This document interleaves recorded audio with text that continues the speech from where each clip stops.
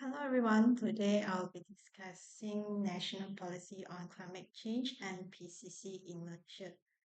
In year 2009, Malaysia has introduced the national policy on climate change that aims to transition the country towards a low carbon economy and integrate the strategies to mitigate the greenhouse gas emissions, adapt to climate risks, and build the resilience in sectors such as energy, agriculture, water resources, and urban planning. The policy has three objectives, which are mainstreaming climate change through the wise management of resources and enhanced environmental conservation, incorporating climate responses into national policies and programs, and the last objective is to strengthening of institutional and implementation capacity to reduce the negative impact of climate change. There are five principles in the policy, which are development on a sustainable path, conservation of environment and national natural resources, coordinated implementation, effective participations, and common but differentiate responsibilities and respective capabilities.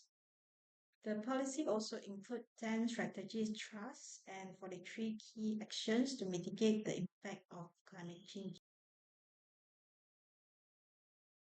In November 2024, Malaysia faced its most severe flooding in a decade.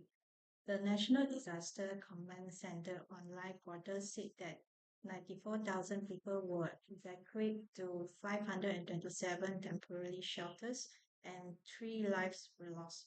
The northeastern state of Kelantan was the worst affected with 63,000 people evacuated from their home and followed by Terengganu with over 22,000 people.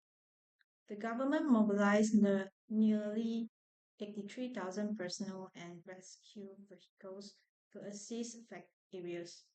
The Prime Minister Anwar Ibrahim even directed the ministers to stay and support the recovery efforts. From my point of view, the recent floods in Malaysia highlights the significant gaps between the intention of the national policy on climate change (NPCC) and its practical implementation. One of the critical areas is the preparation of the infrastructure. Although the policies has emphasized on climate resilience, but the infrastructure of Malaysia remains vulnerable to extreme weather events like heavy monsoons and flooding. Aging drainage system, insufficient flood barriers, and limited capacity in water management system has exacerbated the damage caused by such disaster. So the government should accelerate the implementation of flood mitigation projects such as upgrading the drainage system, constructing more robust flood walls, and adopting advanced water management technologies, which is essential to minimize the future risk. This actions is aligned with the principle 3 of the policy, which is coordinated implementation. Besides that, many communities lack of basic knowledge of disaster response measures, early warning system, and evacuation plans. The lack of knowledge can lead to unnecessary loss of life and property. People should engage themselves in public education campaigns that focus on climate adaptation, disaster response training, and community-based risk reduction programs that help by government or NGO.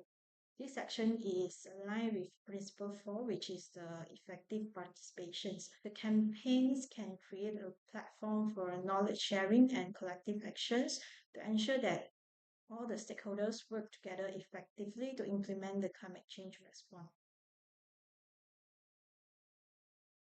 In conclusion, the November floods highlight the urgency of climate action in Malaysia. I think that the government should focus on strengthening infrastructure and empowering communities through education and engagement to mitigate the impact of future climate disaster. so that Malaysia can better prepare for the challenge posed by climate change and paving the way for a sustainable and resilient future.